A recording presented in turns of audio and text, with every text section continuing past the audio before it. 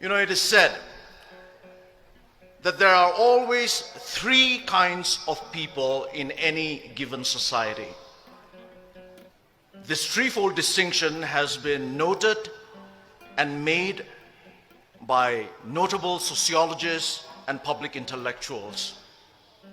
But this threefold distinction of the three kinds of people, it was first identified and first stated by the supporters and founders of democracy in ancient Greece. For the Greek people, the people who in many ways gave us the modern civilized world, for the Greek people, the first kind of people in any given society are the idiots. For the Greeks, the idiot is not necessarily someone who is mentally deficient. Rather, for ancient Greek people, the idiot, they said, is someone who is a totally private person, a totally self-centered person, and a totally selfish person. They called him the idiot. The idiot, he is always out for his personal gain and his personal interests. He does not have a public philosophy.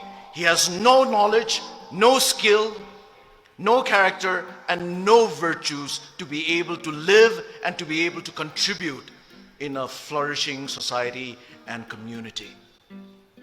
He's all out for his personal pleasures and for his personal treasures. And the Greeks said that the idiot was just an upgraded barbarian. The first kind of person, the idiot. But the Greeks also said that there is a second kind of people in any given society. And the Greeks called these people the tribes people.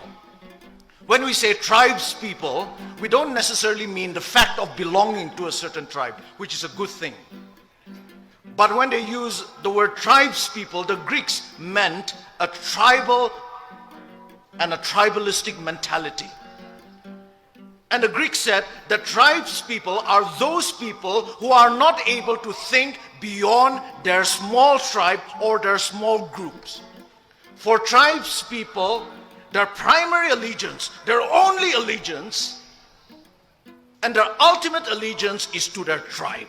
Their tribe is their God, and their religion is tribalism.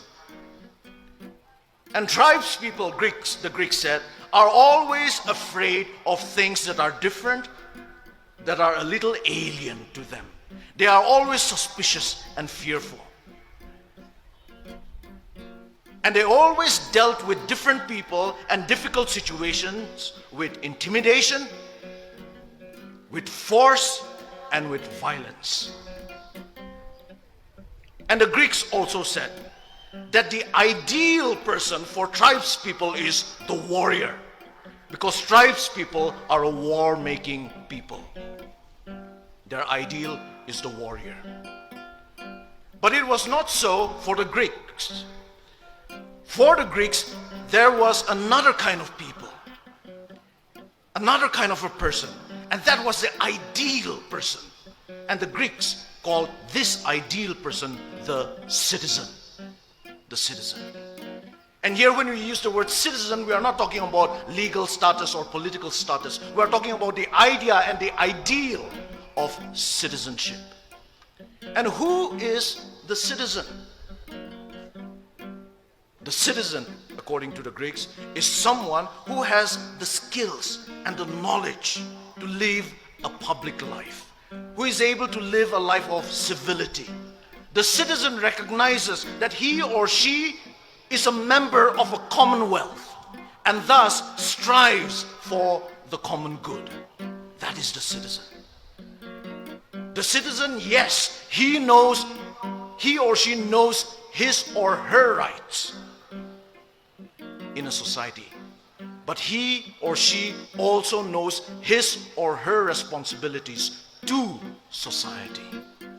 The citizen can fight for his rights, but always with an awareness of and with a respect for the rights and interests of others, of their neighbors.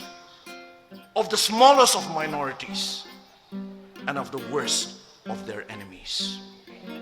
And it is citizens, the Greeks said, that make up a civilized society. Because citizens settle their differences with civility. So they produce a civilized society. A society that truly lives up to the name, to the meaning of the name society. Society literally means friendship and friendliness. That is the threefold distinction that the Greeks have given us. That is the choice that each and every individual, wherever he or she may be, has to make in a society. And I believe that that is the choice that starkly faces us Naga people today. Will we be idiots, living only for ourselves? Will we be tribalistic, tribes people, unable to think beyond our tribes and our small groups? Or will we be citizens? Citizens in the best sense of the word. Today, on this historic day, I believe I want to make my choice. And I also believe that you will want to make your choice. And I hope you and I will take that right choice. And it is with that hope that I want to finally address you, ladies and gentlemen, as my fellow Naga citizens. May God bless you, and may God bless our Naga people. Thank you. Thank you, Dr. Kevichusa.